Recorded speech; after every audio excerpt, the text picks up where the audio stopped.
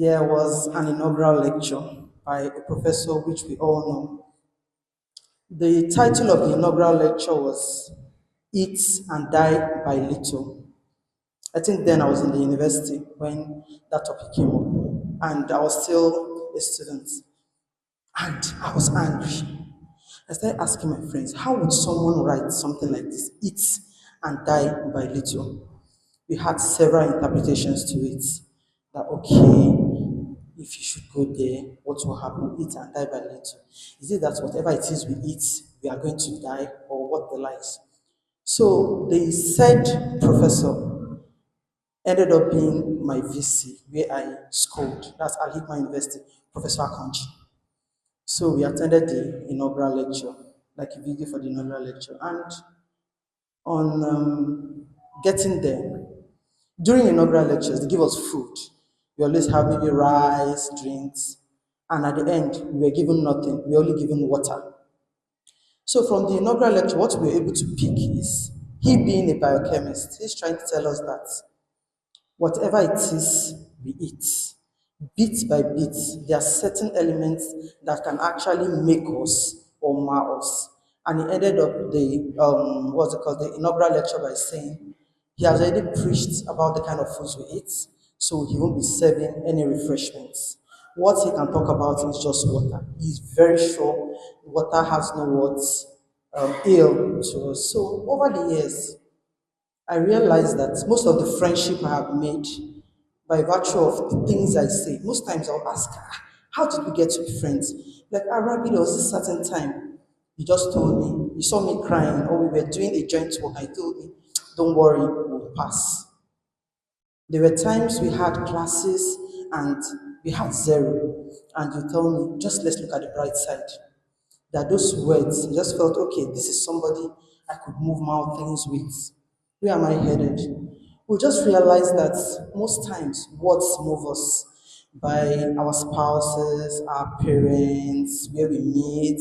Sometimes people say things and you cringe, you want to talk back because those words are heavy. So when I kept growing up, at the time I wanted to get married, my mom told me something. She said, Rabbi, when you get married, you would hear things. And you know, like the last speaker said, he talked about cross culture.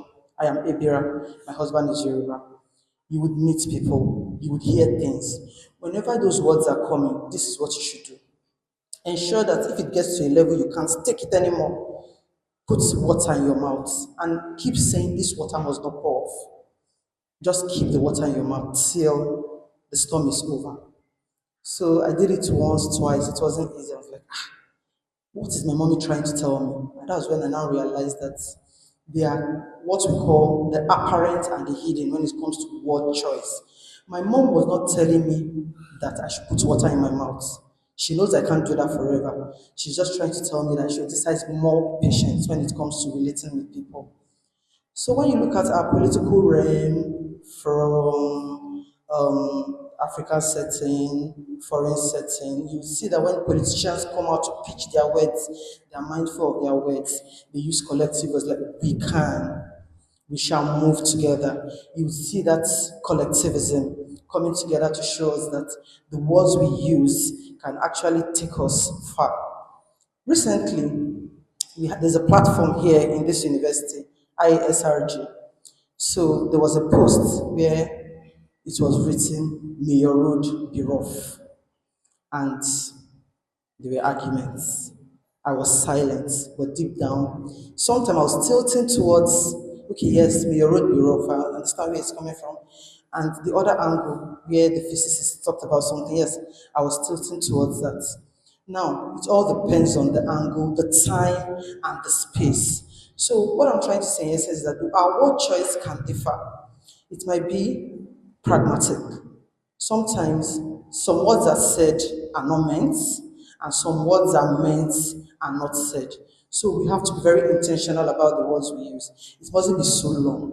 Myself, I am a linguist, but I try as much as possible not to use verbose languages. I try as much as possible.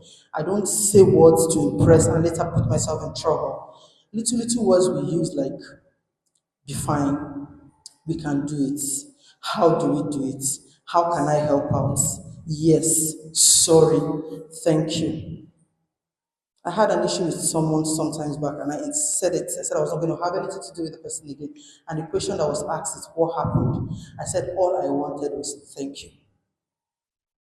Sorry comes in different forms. I am a kind of person that sometimes I might be lost. I might be standing and I'll be lost. Sometimes when I'm reading, I'm lost, and somebody comes, and the next minute I snap. I know I have that weakness, and immediately I know sorry shouldn't be a word that is far from me. I should use it often.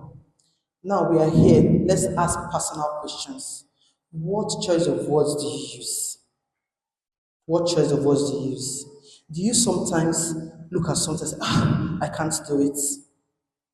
You have to be positive. Most times use the words I can. You don't have to talk too much. I can. This morning I had a presentation with my students. They've been working for a month and it's been very tedious. We've had roller coasters, we've had fights, we've had several things. But yesterday night I looked at it and said, oh, we're having a presentation today. How can I help the students? I know the tension is heightened already. And I got to the presentation. I was like, see, let me tell you, just do your thing. Let me tell you something. I have a presentation this afternoon too. You come and watch me. So it's everywhere. You always have heightened tension. Just do your thing. Just do it, just talk. And immediately they kept talking. There was never a time Asha was like, yes, the person is there, started giving gifts and all. So it goes a long way to show that words make you or mar you. Now there's this South African word that says Ubuntu. Ubuntu states that I am because we are. That's collectivism. That's words, culture, human are interwoven. We are interconnected. You can't talk about one without implicating the other. And when you use words, respectful of religion, culture, where you're from, and we have to be mindful of the choice of words we use.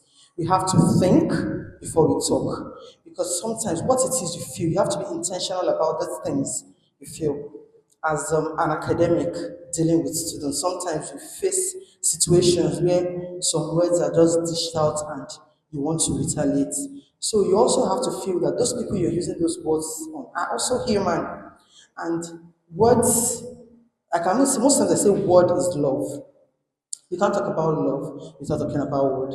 You can't talk about word without talking about pragmatics. With the era of media, the atmosphere now, cybersphere, you have a lot happening where people concoct several thoughts. What words have you used to bring yourself out of it? So the core idea is we have to be very positive. You see, most times you see politicians. Let's use Jonathan as an example. When he wanted to come, he talked about not having shoes, that he's not going to be taken aback about people not being able to possess some things and all. He made us feel endeared to him because of his choice of words. And most often than not, you bear with me that when you meet somebody, you say, I like the way the person talks. Or, oh, the way the person has talked is taking me off. So you don't, what I'm trying to say is that you don't need so much to say when words are concerned. Just the little words like, we can do it, it's fine, we'll be okay, thank you, let's collaborate. Little tips here and there can take us to where we feel we belong. Now, to wrap this up, I'm putting up a challenge to you. What words do you want to grow with? Yes, words rule the world, but we have the innate tendency, we have that capability to rule those words that rule the world. So when we talk about the world, we are inclusive. Whatever it is we put in is what we put out. You can't give out what you don't have. Am I communicating? So, in light of this, all I'm just trying to preach is love. Be intentional about the words you use. Ensure that whatever it is you say, you might not be able to correct it. You might just drop it and the person leaves. Be intentional about this word I'm using now. What if I'm not there to defend it? So, we all get used to using words that are very little but goes a long way. Thank you.